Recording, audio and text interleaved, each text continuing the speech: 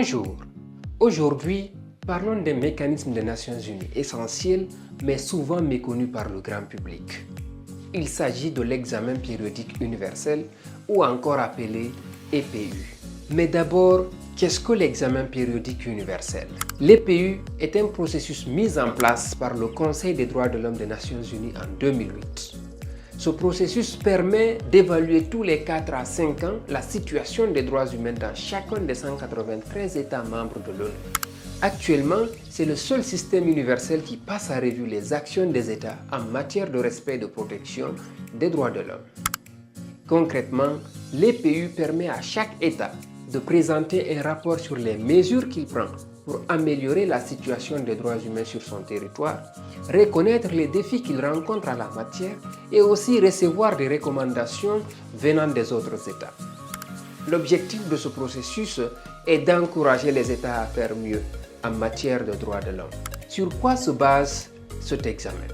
Principalement, l'EPU se base sur 3 types de documents officiels. Il y a le rapport national rédigé par l'État lui-même, l'État qui est examiné. Aussi, il y a des rapports d'experts indépendants et des organes des Nations Unies. Et enfin, il y a les rapports de la société civile, notamment des ONG et institutions nationales des droits de l'homme. Comment se déroule l'EPU? L'EPU se déroule en 3 grandes phases. D'abord, il y a la phase préparatoire, pendant laquelle l'État prépare et soumet son rapport au Conseil des droits de l'homme. Ensuite, le jour de l'examen à Genève, durant lequel le pays présente ses efforts devant tous les États membres de l'ONU et reçoit des recommandations de la part des autres États.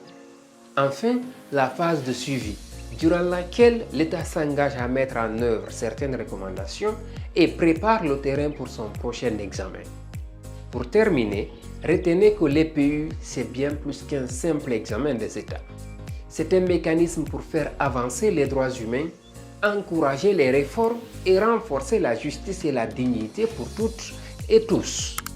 Maintenant que vous connaissez le fonctionnement de l'examen périodique universel, nous verrons dans la prochaine vidéo comment la Guinée a été examinée lors de son dernier passage en avril 2025 et quelles recommandations lui ont été faites par la communauté internationale.